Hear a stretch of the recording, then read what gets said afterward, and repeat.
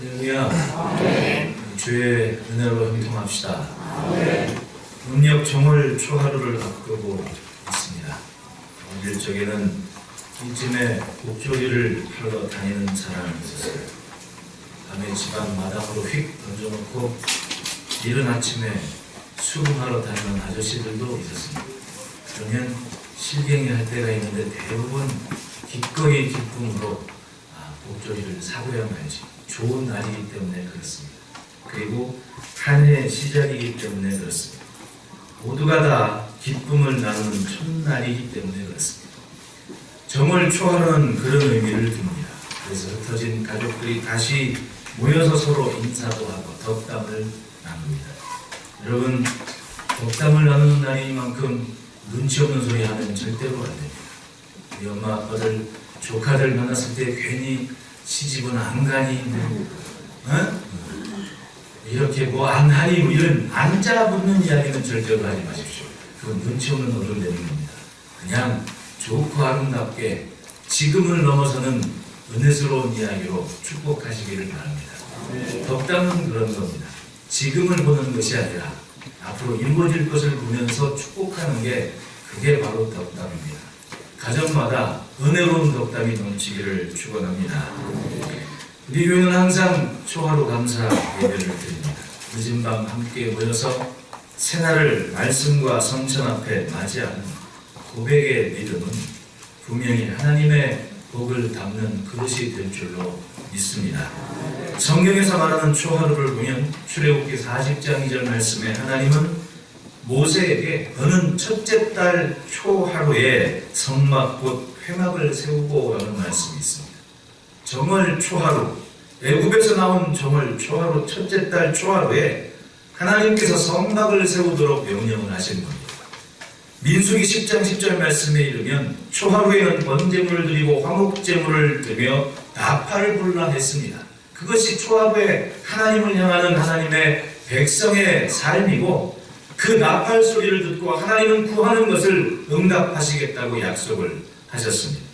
사무엘상서 20장 5절의 말씀 보면 왕을 세운 이후에 이스라엘은 초하루에 모여서 왕과 함께 식탁, 즉 밥상에 앉아서 교제하는 규례가 있었음을 알 수 있습니다. 이사야서 66장 23절에 회복될 예루살렘의 미래를 예언하실 때에 매월 초하루와 매 안식일의 모든 혈육이 내 앞에 나와 예배하리라 라고 하나님께서 말씀을 했습니다. 그러니 초하루의 의미가 얼마나 깊습니까? 특히 이스라엘 회복을 말씀하신 에스겔서에 이르면 하나님께서 종종 초하루에 에스겔 선지자에게 말씀하신 겁니다. 다른 날이 아니라 초하루에 꼭 하나님께서 에스겔 선지자에게 하나님의 뜻을 말씀하신 겁니다. 에스겔서 26장 1절에 11째 해 어느 날 초하루에 라는 말씀이 있고 에스겔서 29장 17절에 27째 해 첫째 달 초하루에 라는 말씀이 있고 에스겔 31장 1절 말씀에 11째 해 셋째 달 초하루에 라는 말씀이 있습니다. 종종 초하루에 하나님께서는 하나님의 뜻하는 것을 이스라엘 백성들에게 선포하도록 에스겔 선지자에게 말씀해 주신 겁니다. 성경을 보면 우리가 생각하는 것보다 초하루의 의미가 굉장히 크다는 사실입니다. 에스라서 7장 9절에 첫째 달 초하루에 바벨론에서 길을 떠났고 하나님의 선한선에 도우심을 입어 다섯째 달 초하루에 예루살렘에 이르니라. 약속된 말씀처럼 바벨론의 포로기에서 벗어나 예루살렘을 향할 때에 정월 초하루에 행진해서 다섯째 달 초하루에 예루살렘에 도착해서 기쁨으로 주님을 예배했다는 얘기입니다. 그러니 그 시대를 살았던 이스라엘에게 정월 초하루나 아니면 매 달의 첫째 달은 얼마나 하나님의 은혜의 손길을 기대하는 날이 되었겠습니까? 그것이 성경에서 보는 초하루의 의미입니다. 구원과 회복의 의미가 담겨 있습니다. 오늘 절망의 시대를 산다 하더라도 그 초하루의 말씀을 품고 기도하며 기다리는 심령들은 맞이할 미래는 소망의 날이고 구원의 날이고 회복의 날이었음을 성경은 분명히 말씀하고 있는 겁니다. 그래서 우리가 초하루를 맞이하는 그 첫 시간에 말씀과 성천 앞에 기도하며 기대하며 예배 드리는 겁니다. 여러분, 내가 기억하지 못하는 시간도 하나님은 기억하십니다. 믿으십니까? 내가 잊고 있던 시간도 하나님은 충분히 기억하셔서 소원과 뜻을 이루는 소망과 구원의 날, 회복의 날을 준비하시는 겁니다. 그 시간이 간절한 예배였다면 그것이 정말 귀한 주의 것을 담는 그릇이 될 줄로 믿읍시다. 오늘 본문을 보십시오. 성경에서 처음 말씀하신 정월 초하루의 기적이요 놀라운 일입니다. 노아가 101살이 되는 해에 초하루에 굉장한 일이 있었습니다. 13절 우리 같이 읽겠습니다. 시작. 601년 첫째 달 곧 그 달 초하루 날에 땅 위에서 물이 덮친지라. 노아가 방주 뚜껑을 제치고 본즉 지면에서 물이 거쳤더니 세상이 홍수로 인해서 150여일간 잠겼었습니다. 그리고 그 일이 끝나고 희망이 보이는 겁니다. 근 6개월여간 밟아보지 못했던 땅을 물에 의해 모든 것이 쓸려나간 그 시간, 땅을 밟을 수 없는 시간이었습니다. 그런데 601년째 되는 첫째 달 초하루 날 드디어 땅을 밟을 수 있는 희망이 생긴 겁니다. 세상의 부패함을 끊고 하나님을 향한 다른 삶이 시작되는 은혜와 사명을 품을 수 있는 시간이 된 겁니다. 그렇게 생각하면 정월 초하루에 우리가 나누는 인사와 덕담에는 굉장한 의미가 있는 겁니다. 여러분 마주보고 인사합시다. 새해 복 많이 받으십시오. 우리가 새해 복 많이 받으세요 하는 그건 세상의 복이 아니라 바로 성경에서 말씀하신 이 구원과 회복과 희망의 그런 은혜가 담겨있는 복입니다. 우리 그렇게 덕담과 은혜를 나누시기를 바랍니다. 은혜와 사명의 복을 받아서 이 땅에 생명의 발자국을 남기는 삶이 되시기를 축복합니다. 암스트롱은 달에다가 발자국을 남겼고 우리는 이 땅에 생명의 흔적, 생명의 발자국을 남기며 사는 겁니다. 601살 정월 초하루에 새 날을 맞이한 노아의 기쁨은 바로 그러한 복이었을 것입니다. 노아가 어떻게 그런 복을 누렸습니까? 첫째는 따라합시다. 살게 하신 대로 살자. 하나님이 살게 하신 대로 살면 됩니다. 사람은 하나님이 지으신 피조물이고 하나님의 목적을 담고 이 땅을 살게 하셨습니다. 그러니 하나님이 살게 하신 대로만 살면 되는 겁니다. 창세기 6장 7절로 10절 말씀을 같이 읽겠습니다. 시작. 이르시되 내가 창조한 사람을 내가 지면에서 쓸어버리되 비는 것과 공중의 새까지 그리하리니 이는 내가 그것들을 지었음을 한탄함이니라 하시니라. 그러나 노아는 여호와께 은혜를 입었더라. 이것이 노아의 조건이라. 노아는 의인이요 당대의 완전한 자라. 그는 하나님과 동행하였으며 새 아들을 낳았으니 셈과 함과 야벳이라. 그렇습니다. 하나님께서 하나님의 형상대로 만드신 사람이 사람 구실을 하지 못하는 시대가 됐습니다. 그럴 때 창조의 주인 되신 하나님의 선택은 이렇게 악이 반영해 가는 것보다 확실하게 쓸어버리고 새로 시작하는 것이 낫겠다 한탄하시고 세상을 물로 청소하시는 겁니다. 그런데 그 세상에서 노아는 여호와께 은혜를 입었습니다. 성경의 말씀처럼 당대에 완전하여 하나님과 동행하는 삶이 있었기 때문에 그렇습니다. 여러분 하나님과 동행하는 것이 뭡니까? 하나님 앞에서 사는 겁니다. 하나님의 말씀을 놓치지 않은 겁니다. 하나님을 보고 살았습니다. 생각과 마음과 말과 삶에 하나님을 인식하며 살았습니다. 무엇을 하든 하나님을 의식하며 살다 보니 그 행동에 제약이 있고 절제가 있고 그리고 하나님의 뜻을 펼치려는 그런 의지를 가진 겁니다. 그래서 하나님의 손으로 지으신 인생의 모습을 지킨 겁니다. 다른 세상의 모든 사람들과는 다른 모습이 분명히 노아에게는 있었습니다. 여러분 처음 아담을 보십시오. 하나님의 말씀을 염두에 두지 않았습니다. 하와와 함께 살면서 선악을 알게 하는 나무의 열매는 먹지 말라 라는 그 말씀을 잊어버렸습니다. 즉 하나님의 뜻과 그 말씀을 인식하지 않았습니다. 의식하며 살지 않았습니다. 여러분 자녀들을 키울 때 그러지 않습니까? 엄마 아빠 말을 항상 기억하는 아이들은 자기의 삶을 절제를 할 줄 압니다. 멈추는 시간을 압니다. 마음대로 놀고 싶어도 자기 마음껏 뭔가 하고 싶어도 절제를 할 수 있습니다. 왜? 어른들을 의식하며 살기 때문에 그렇습니다. 우리 꼬마 지훈이 송구영신 예배 때 기도하면서 소원이 뭔지 아십니까? 봉투에 소원을 적었는데 내 마음대로 하게 해주세요. 그게 소원입니다. 그러니 아무리 어려도 할아버지, 할머니, 엄마, 아빠를 의식하며 있는 겁니다. 야, 내가 엄마, 아빠 때문에 내 마음대로 하지 못한다. 내 마음대로 하고 싶다. 이게 소원이 되어버린 거예요. 인식하고 의식하는 것은 바로 그겁니다. 하나님의 말씀을 마음에 품고 사니 내 마음대로 살지를 않는 겁니다. 하나님을 생각하며 사는 겁니다. 그런데 아담은 하와로 인하여 그것을 놓쳐버립니다. 세상에 부인이 얼마나 예뻤으면 부인이 선악과를 가지고 이거 먹어보라고, 그 순간 이거 하나님이 먹지 말라고 한 건데 한마디 말만 했어도 됩니다. 그런데 홀라당 먹어버렸습니다. 그 순간은 하나님의 말씀을 마음에 두지 않은 겁니다. 생각과 마음에 세상 사는 재미에 그 말씀을 놓쳐버리고 마는 거예요. 그러나 둘째 아담을 보십시오. 예수님은 마음에 원하는 것을 하지 않고 하나님의 뜻을 갈망하며 기도를 했습니다. 마지막 순간까지 십자가의 고통과 고난 중에 그 마지막 한마디 말씀은 다 이루었다. 다 이루기까지, 하나님의 뜻을 이루기까지, 끝까지 순종하기까지 얼마나 기도를 했습니까? 마음에 원하는 것은 제발 이 쓴 잔을 마시지 않으면 좋겠습니다. 그렇지만 기도하며 또 찾은 것은 하나님의 뜻을 붙잡는 겁니다. 내가 이 잔 마시기 위해서 이 땅에 온 것이다. 기도하며 자기의 삶을 하나님의 말씀에 묶었습니다. 신음하면서까지 말씀에 삶을 묶는 겁니다. 그리고 하나님의 뜻을 기어이 끝내 사명을 완수하셨습니다. 그것이 다 이루었다는 둘째 아담의 고백 아닙니다. 말과 삶의 생각에 하나님을 의식하며 살았고 하나님의 말씀에 묶어 살았습니다. 그것이 하나님과 동행하는 삶이었습니다. 하나님께서 원하시는 온전한 인생의 모습이었고 그것이 사람답게 사는 그런 삶이었던 거예요.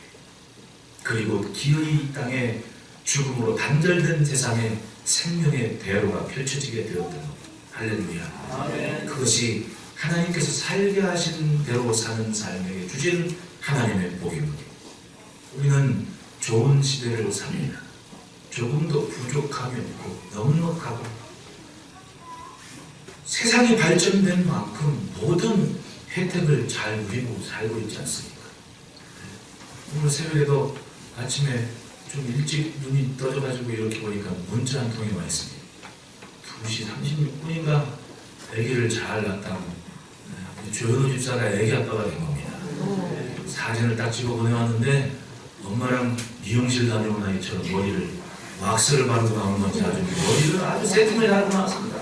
세상에 어쩜 그렇게 머리숱이 많은지. 우리 아이 낳을 때 내 2대8 가름하고 나왔다고 그랬는데 우리 애는 약하고 걔는 미용실 원장님 손길로 이렇게 그렇게 아주 참 존경스럽고 예쁘게 나왔어요. 예전에 애 낳으면 저희 애 낳을 때도 그랬습니다. 애 낳으면 바로 그냥 낳고 있으면 좀 있으면 엄마 옆에 누워가지고 사람들이 다 와서 요즘은 외국 사람은 다 얼굴도 보지 못하게 한다면서요. 다 모든 병균이나 위험의 가능 속에서 딱 격리를 시켜가지고 개인 침대 뭐에 다 준비해서 이렇게 그렇게 좋은 시대를 살고 있는 겁니다. 나면서부터 그 모든 문명의 혜택을 다 누리고 문명의 혜택을 누리고 살고 있지 않습니까? 건강하게 아름답게 이웃으로 다 표현할 수 없을 만큼 좋은 시대를 삽니다. 여러분 노아의 때도 그랬습니다. 노아의 시대에도 그 시대에서 가장 좋은 때를 살고 있는 사람들의 삶이 분명히 있었습니다. 예수님께서 그 시대를 기억할 때 이렇게 말씀을 하셨습니다.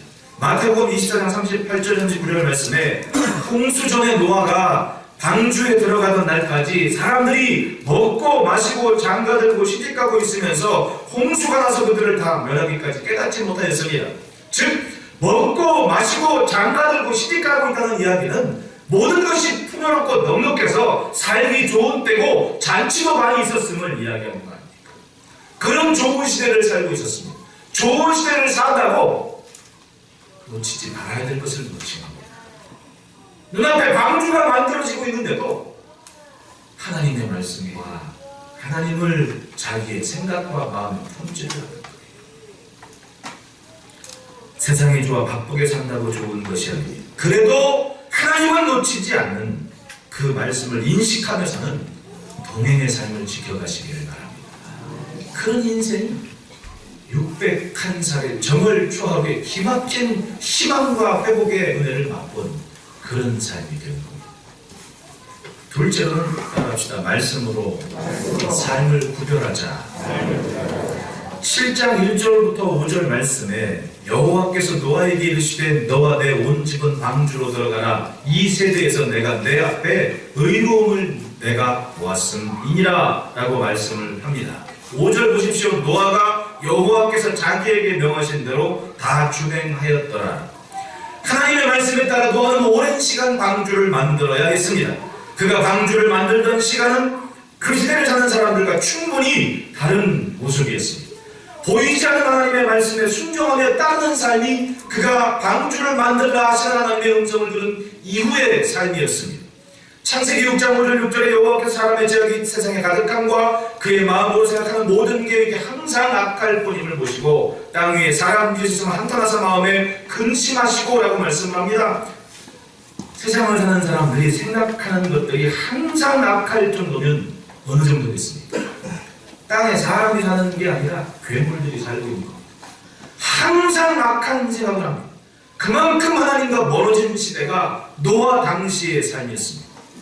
그런 세상을 살면서 노아는 하나님의 말씀을 들은 겁니다. 너는 방주를 만들어라라는 하나님의 음성을 들은 겁니다. 여러분, 성경을 보면 500살까지 살던 노아가 셈과 함과 야벳을 낳았다고 합니다. 즉 500살까지는 그런 세상에 같이 살았던 겁니다. 그런데 500살 되던 해에 그 시대를 지나서 하나님의 음성을 들은 겁니다. 방주를 만들라. 즉 하나님의 음성이 들려진 이후로는 그는 분명히 구별된 삶을 살았고 하나님의 말씀에 맞춰 살았다는 이야기입니다. 여러분, 창세기 6장 13절부터 15절에 말씀합니다. 하나님이 노아에게 이르시되 모든 혈육 있는 자의 포악함이 땅에 가득함으로 그 끝날이 내 앞에 이르렀으니 내가 그들을 땅과 함께 멸하리라. 즉 하나님의 계획을 노아에게 들려주신 겁니다. 그리고 14절 너는 곱베르나무로 너를 위하여 방주를 만들되 치수까지 다 알려주신 겁니다. 이렇게 말씀하시는 순간은 노아에게 우리에게 말씀한 겁니다. 너는 이제껏 산 대로 살지 말고 내 말 듣고 살자. 이제껏 살아온 대로의 삶이 아니라 이제부터는 내 뜻에 맞춰 한번 살자. 내가 세상을 홍수로 쓸어버릴 테니 너를 위하여 방주를 만들어라. 네, 그전까지는 세상의 방법으로 내가 나를 위해 살았습니다. 근데 이제는 하나님의 말씀대로 나를 위해 사는 삶이 될 겁니다. 분명히 말씀하지 않죠? 너를 위하여 방주를 만들라. 너를 위하여. 세상의 방법대로 나를 위하여 살다가 이제는 하나님의 말씀대로 나를 위해 살겠다는 이야기. 그래서 하나님의 음성을 들은 대로 살기로 하고 방주를 만들고 방주 안으로 들어간 겁니다.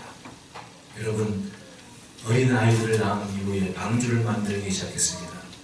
솔직히 어린아이들 키워보면 다 엄마 아빠가 하는 게 다 놀이터고 장난감 아닙니까? 아버지가 뭐하면 그거 갖고 흉내냅니다. 할아버지가 뭐하면 그거 갖고 흉내냅니다. 네? 언젠가도 말씀드렸지만 어느 날인가 집에 교회 나갔다 들어오니까 우리 아이 3살 때인가 언젠가 애가 얼굴이 하도 이상하다고 자세히 쳐다보니까 한쪽 눈썹이 없어져 버린 겁니다. 엄마가 화장대 앉아서 눈 정리하고 일어나니까 엄마가 나갔다 오니까 화장대 위에 그 엄마가 참 그 하는 걸 봤나 보죠. 그러니까 아무도 없을 때 지가 거울 앞에서 엄마 흉내낸 겁니다. 쑥 하다가 눈썹 한쪽이 휙 하고 날아가 버려요. 그러니까 아무리 내가 이상하죠. 그러니까 엄마 아빠가 노는 게 다 자기 놀이터 엄마 아빠가 하는 게. 그러니 셈과 함과 야벳을 보십시오. 어떻겠습니까? 아버지가 맨날 나무시로 오고 재단하고 모찌하고 방주를 만든 겁니다.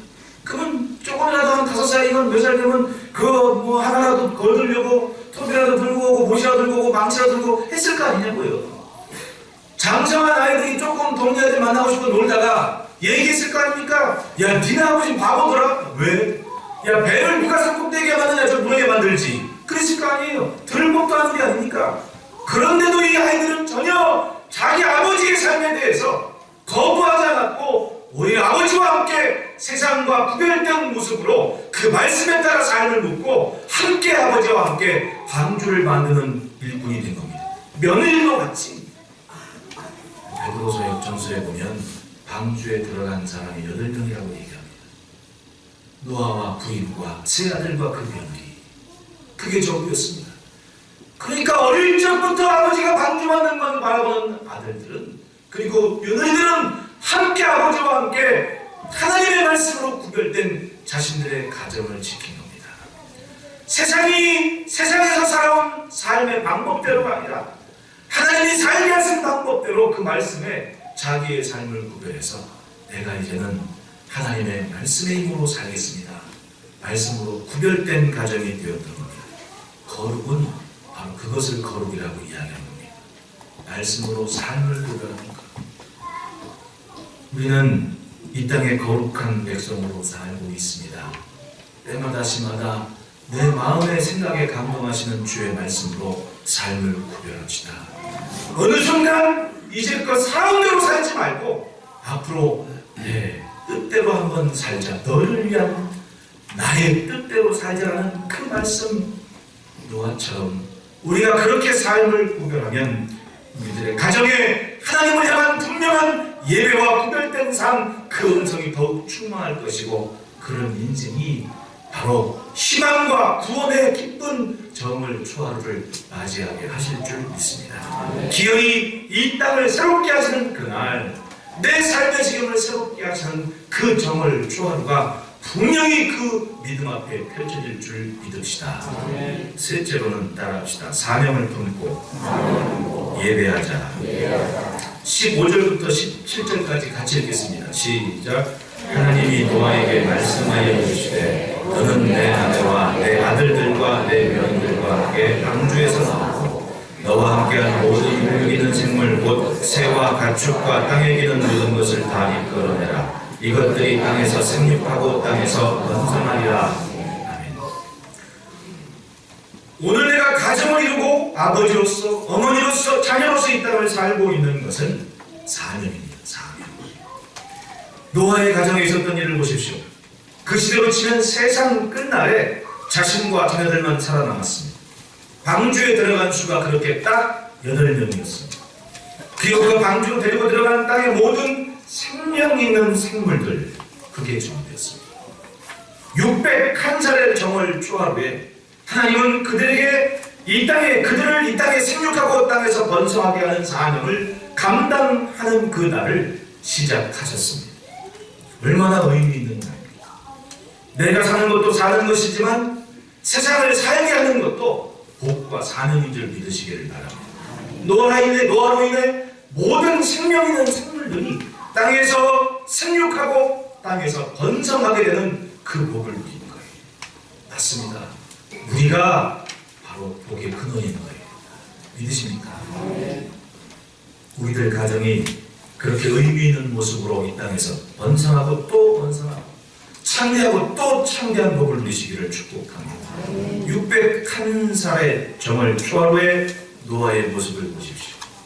땅이 모든 것이 물이 말랐습니다. 약 6개월 전에 비가 쏟아지기 시작했습니다. 그 이전에 비라는 개념이 없었으니 그냥 하늘에서부터 물이 퍼붓기 시작한 겁니다. 아마도 방주를 만들 어떤 오랜 세월, 또 세상이 이해하지 않았던 그 삶의 보상의 날이 바로 그날일 것입니다. 왠지 아십니까? 네, 여러분 500살 넘어 방주 만들라 했고 600세에 홍수가 났다고 쳐보십시오.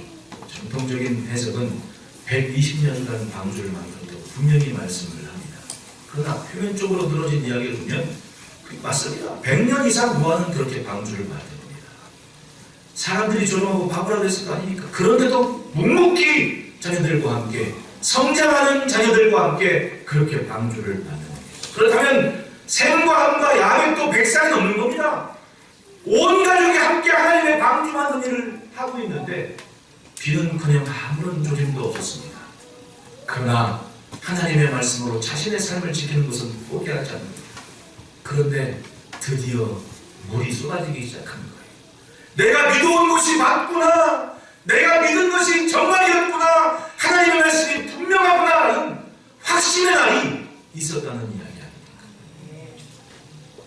말씀대로 방주를 만들고 하나님의 말씀을 품고 믿음대로 그 안에서 생존을 했습니다. 성경대로 보면 40일간 주야로 물이 쏟아졌습니다. 150일간 정처없이 그 물 위를 방주가 떠다니는 겁니다. 지금으로 치면 약 5개월, 약 반년을 그렇게 산 겁니다. 방주를 만든 시간까지 치면 그 세월이 얼마나 기막힌 세월이었겠습니까?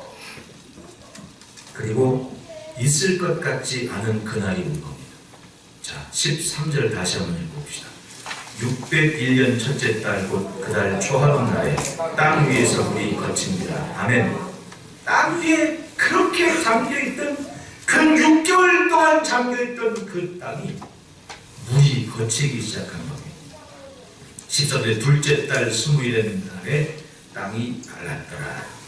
정월 초하루에 물이 거치기 시작하더니 다음 달 27일에 땅이 말라버렸습니다. 할렐루야. 그리고 시작하게 하신 사명은 세상을 살게 하는 생명의 삶이었던 겁니다. 보십시오. 하나님께서는 노아에게 땅에 있는 모든 혈육, 생물, 곧 새와 가축과 땅에 있는 모든 것을 다 이끌어내게 하셨고 그것들이 땅에서 생육하고 땅에서 번성하게 하는 그 사명을 받은 겁니다. 세상을 살게 하는 겁니다. 생명 있는 것을 살게 하는 사명을 받은 겁니다. 여러분, 그리고 18절 19절 노아가 그 아들들과 그의 아내와 그 며느리와 함께 나왔고 땅 위의 동물 곧 모든 짐승과 모든 기는 것과 모든 새도 그 종류대로 방주에서 나왔더라. 노아로 인하여 이 땅에 살며 기동하는 것들이 생육하고 번성하는 복을 은혜를 누리게 되었던 겁니다. 그리고 그 사명을 감당하는 노아가 무엇을 했습니까? 중요한 겁니다. 20절 같이 읽습니다. 시작. 모든 정결한 새 중에서 제물을 취하여 얹어 그렇습니다. 예배를 드렸습니다. 그 땅에 예배가 시작됐습니다. 자기가 근 6개월 동안 배 안에서 얼마나 힘들게 그 가축들 돌보는 게 얼마나 대단한 일입니까? 저도 중학교 1학년 때 송아지 50마리 키워왔는데 정말 하루 일과가 어떻게 지나갈지 모르고 눈만 뜨면 소똥치고 말 흉할 수 없습니다. 소똥 때문에 무사청문하고 물질을 그렇게 져가지고 제가 키가 못 컸잖아요. 물질을 져가지고 얼마나. 근데 여러분 그 방주 안에 이 땅에 생명 있는 생물들이 그렇게 많이 있으면 말씀드린 노아의 하루 일과를 한번 생각해 보십시오. 그 8명이 매일 가축에 똥치고 산 거 아닙니까? 네? 얼마나 힘든 일이에요. 궁금한 게 지푸라기는 어디서 구하는지 모르겠어요. 지푸라기는 싫었을까? 그거 까줘야 될 거 아닙니까? 가축들 밑에. 어쨌든 신기하지 않습니까? 그렇게 6개월을 함께 버틴 겁니다. 그러면서 노아는 하나님을 생각했던 겁니다. 이 중에 가장 정결한 짐승을 구별하자. 그래서 땅에 물이 마르고 땅에 발을 밟은 그 시간에 그 정결하게 구별한 번제물을 가지고 하나님을 예배했던 거예요. 할렐루야. 삶을 구별한 인생의 믿음의 헌신이요 고백이었습니다. 그 예배를 받으신 주님의 마음을 보십시오. 21절에 여호와께서 그 향기를 받으시고 그 중심에 이르시되 내가 다시는 사람으로 말미암아 땅을 저주하지 아니하리니 이는 사람의 마음이 계획하는 나가 어려서부터 악함이라. 내가 전에 행한 것 같이 모든 생물을 다시 멸하지 아니하리니 땅에 있을 동안에는 심음과 거둠과 추위와 더위와 여름과 겨울과 낮과 밤이 쉬지 아니하리라. 새로운 생명의 계획을 이루셨고 심음과 거둠이 있는 복을 하나님께서 보장하시며 내가 다시는 땅의 사람들을 저주하지 않겠다. 할렐루야. 예배를 받으신 하나님의 응답이었던 겁니다. 모든 것이 다시 회복되었으니 그것이 예배자가 사는 땅에 주시는 하나님의 은혜인 겁니다. 노아의 601살 정월 초하루 이 땅의 재앙이 멈추고 하나님의 회복이 시작된 날이었습니다. 2016년 정월 초하루에 예배하는 여러분들의 가정에 그 같은 은혜가 충만하기를 축복합니다. 따라합시다. 새 은혜가 시작될 것이다. 기도하겠습니다.